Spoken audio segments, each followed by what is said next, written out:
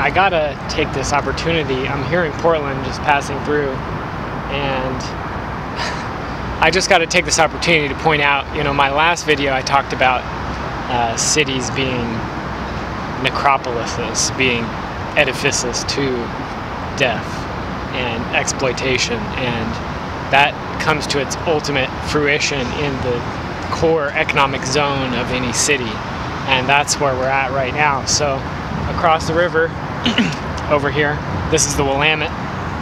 Across the river you've got downtown Portland, the skyscrapers, and in that zone everything is commercialized. You can't park for free, don't you dare loiter anywhere on those streets.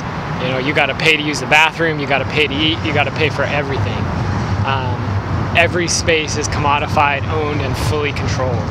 And the rest of the city is an extension of that. So, we're here on the other side of the river. We've got the train tracks down here coming across. These are where the commodity goods flow into the city.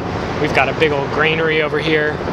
That's where, again, the exploitation of the land via agriculture, industrial, monocrop farming destroys the land and brings the grain here to be the main food calorie source for the city. And that's coming from up the Willamette Valley, as well as up into eastern Oregon and so on.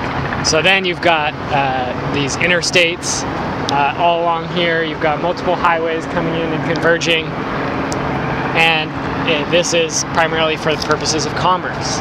And you can see the effects of it here. This river, the Willamette, has been, I don't even know what are the right words to use. It's been decimated, it's been poisoned, it's been toxified, it's been dammed, it's been walled in. I mean, look, there isn't even a semblance of a riparian zone along big sections of this river through the city here, because it's just been, they put in these giant bulkheads. And where you do have some plants growing, they're almost all non-natives, invasive species, some plants that are very, very much out of balance and that aren't supporting any life. So this city, and all cities really, are extensions of this culture's death urge. They're made physical, they're made manifest in these sort of giant manifestations. I'm looking at this giant rail bridge right here that's been converted into, see, that was all out of focus, huh? It's been converted into a pedestrian bridge and traffic and so on, but they've still got the rail down below. And we've got the sports stadium right over here, we've got the skyscrapers again, we've got some shipping terminals down here, we've got the granaries. This is all set up to funnel wealth to the city, to the urban center, and facilitate the lifestyle of those at the top, those who own these skyscrapers, who own these commodity businesses, bulk commodities, who own the railroads and so on. And it's functioning perfectly. And what that means is that it's turning the living into the dead as a matter of course. And you can see that in the natural environment. You can see what's being done to the land here, but even more so, this extends far, far out into the countryside.